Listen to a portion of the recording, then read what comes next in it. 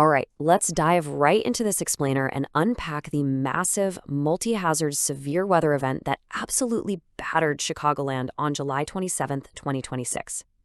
If you were anywhere near the Midwest on that Monday, well, you know it wasn't just a regular summer thunderstorm.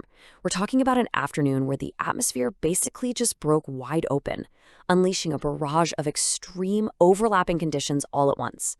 What we're going to do today is break down the exact timeline and just the sheer staggering scale of this threat. So let's look at the data. Normally, we'd start with a standard overview, but today we're skipping the agenda to jump right into the peak of the violence. 100. We are visualizing the sheer force of the 100-mile-per-hour wind gusts that rip through the area. Just think about that for a second. That is the kind of wind speed that turns everyday yard furniture into dangerous projectiles and completely overwhelms local infrastructure. That's the terrifying baseline of kinetic energy we're working with today. And down on the ground, residents faced a truly terrifying reality. Literally lemon-sized ice falling from the sky. Look, this wasn't just annoying little pellets bouncing off your windshield. This was heavy, destructive hail, capable of shattering glass and denting roofs in seconds. When you combine those 100-mile-per-hour winds we just talked about with chunks of ice this massive, you can start to picture the absolute nightmare unfolding for anyone caught outside or commuting during the early afternoon. Section 1. Tornado warnings take effect. A multi-state threat. What's really wild to see here is the massive geographical footprint. On the Illinois side, major population centers in Cook, DuPage, and Will counties were all under the gun simultaneously, including specific alerts for Chicago Heights and Schererville. But, this system didn't respect state lines. Pushing east into Indiana, communities like Lake, Porter, Portage, Valparaiso, Chesterton, and Merrillville were all scrambling for cover under overlapping tornado warnings. This wasn't some narrow, isolated system. It was a massive, sweeping front putting millions of people on high alert at the exact same time. Moving on to Section 2, extreme winds and large hail, the localized impact.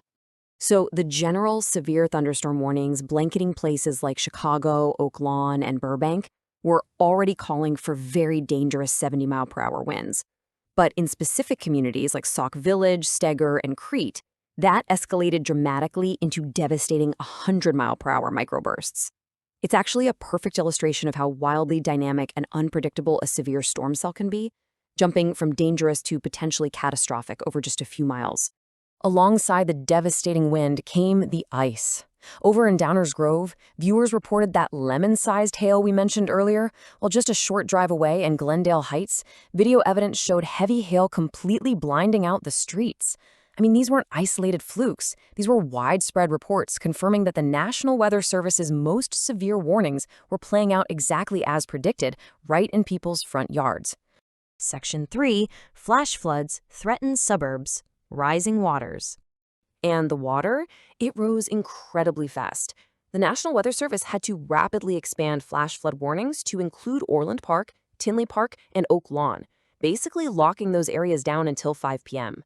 Think about it. When you have ground that is already saturated or covered in hail and you dump torrential rain right on top of it, urban flooding is virtually instantaneous. Sewers back up, underpasses become impassable, and sudden, fast-moving water creates an entirely new hazard for anyone just trying to navigate the area. Which brings us to Section 4, massive power and travel disruptions. Infrastructure under siege. Walking through this timeline really reveals the relentless, overlapping nature of the chaos, and just how prolonged this state of emergency was for residents. At 1:15 p.m., the initial wave of tornado warnings for Cook, DuPage, and Will counties was set to expire, right as O'Hare and Midway were hit with full ground stops. But there was no relief. Just 15 minutes later, at 1:30 p.m., those terrifying 100-mile-per-hour wind warnings for Sauk Village and Crete finally lapsed. Then, at 1:45 p.m., the expanded bi-state tornado threat for places like Chicago Heights and Merrillville concluded. By 2 p.m., the last of the Indiana tornado warnings lifted. But actually, scratch that. The danger was far from over. The flash flood warnings stretched relentlessly until 5 p.m., creating wave after wave of consecutive crises. 38. That number represents the immediate travel paralysis, with 38 flight cancellations at O'Hare Airport within just a 24-hour window. Now, in the grand scheme of one of the world's busiest airports, 38 might not sound astronomical at first, right?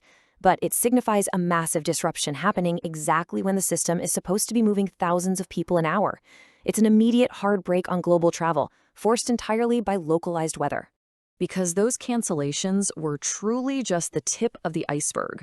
As ground stops halted everything, the aviation paralysis became absolute. The Federal Aviation Administration had to freeze the airspace over Chicago entirely. No planes taking off, no planes landing.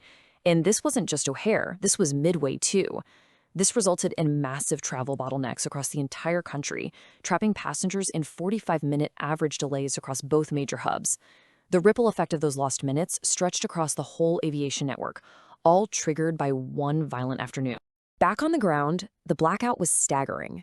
During the height of the storm, over 108,000 ComEd customers were plunged into darkness.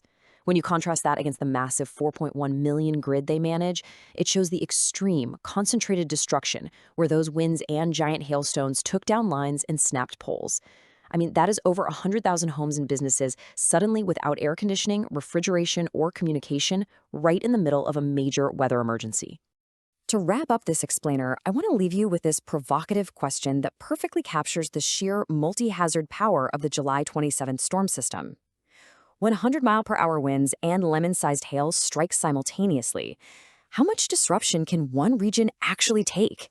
We've seen the massive geographical spread of the tornado warnings, the terrifying localized wind shear, the instant flooding, and the total paralysis of our skies and our power grid. It's a stark reminder of the incredible forces of nature, the vital importance of real-time warnings, and why building resilient infrastructure matters now more than ever. Thank you so much for joining me to visually unpack this intense weather event. Keep this timeline and these impacts in mind the next time the skies start turning dark. Stay safe out there, keep learning, and I'll catch you in the next explainer.